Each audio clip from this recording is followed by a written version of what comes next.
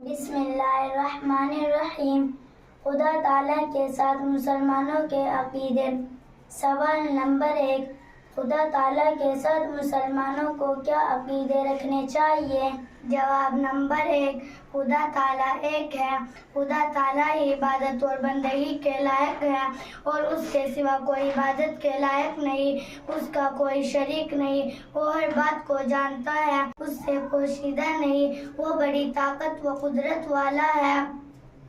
اسی نے زمین و آسمان، چاند، سورج، ستارے، فرشتے، آدمی، جن، غرض تمام جہان کو پیدا کیا ہے۔ وہی تمام دنیا کا مالک ہے، وہی جلاتا ہے، وہی مارتا ہے، یعنی مخلوق کی زندگی کی موت اسی کے حکم سے ہوتی ہے۔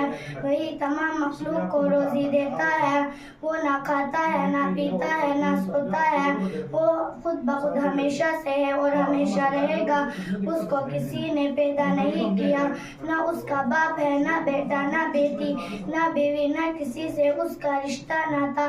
وہ ان تمام تعلقات سے پاک ہے، سب اس کے محتاج ہے، وہ کسی کا محتاج نہیں اور اس کو کسی چیز کی حاجت نہیں۔ وہ بے مثل ہے، کوئی چیز اس کے مشابہ یعنی اس جیسی نہیں، وہ تمام عیبوں سے پاک ہے۔ وہ مخلوق جسے ہاتھ، پاؤں، ناک، کان اور شکل و صورت سے پاک ہے۔